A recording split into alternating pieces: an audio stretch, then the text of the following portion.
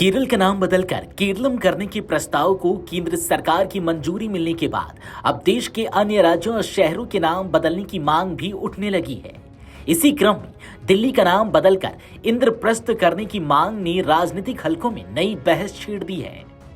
चांदनी चौक से भाजपा सांसद और confederation of all India traders यानी कि CAIT के राष्ट्रीय महामंत्री प्रवीण खंडेलवाल ने कहा कि देश की राजधानी दिल्ली का नाम बदलकर इंद्रप्रस्थ किया जाना चाहिए।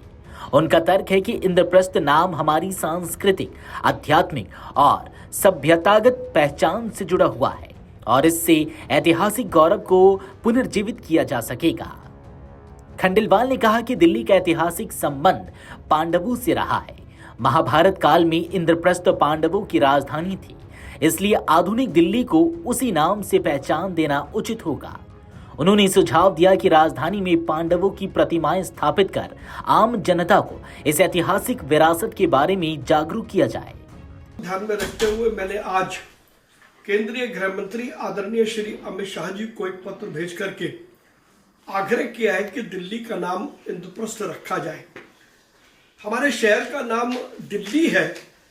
दिल्ली नाम से हमारे शहर की ना तो संस्कृति का पता लगता है, ना हमारी सभ्यता का पता लगता है।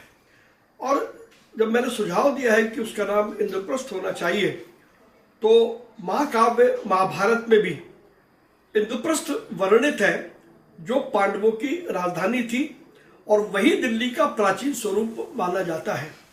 इसलिए दिल्ली का नाम इंद्रप्रस्थ किया जाना चाहिए ताकि राजधानी की प्राचीन संस्कृति और ऐतिहासिक पहचान पुनः स्थापित हो सके। उन्होंने दिल्ली की मुख्यमंत्री रेखा गुप्ता से भी आग्रह किया कि दिल्ली विधानसभा में राजधानी का नाम इंद्रप्रस्थ करने के लिए प्रस्ताव पारित किया जाए। साथ ही उन्होंने केंद्रीय गृह मंत्री अमित शाह को पत्र लिखकर इस विषय पर विचार करने का अनुरोध किया है।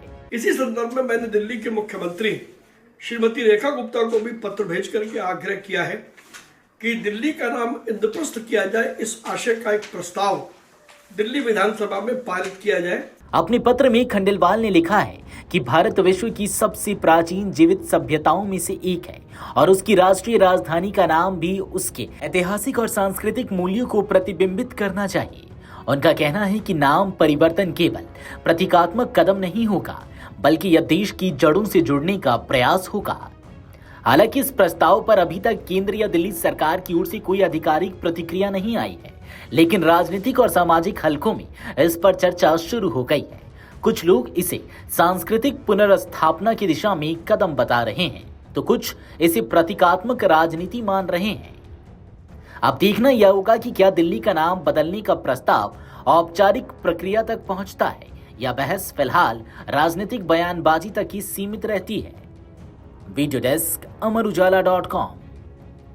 अगर आप ये वीडियो YouTube पर देख रहे हैं तो हमारे चैनल को सब्सक्राइब कर बेल आइकन दबाएं और Facebook पर देख रहे हैं तो हमारे पेज को लाइक करें।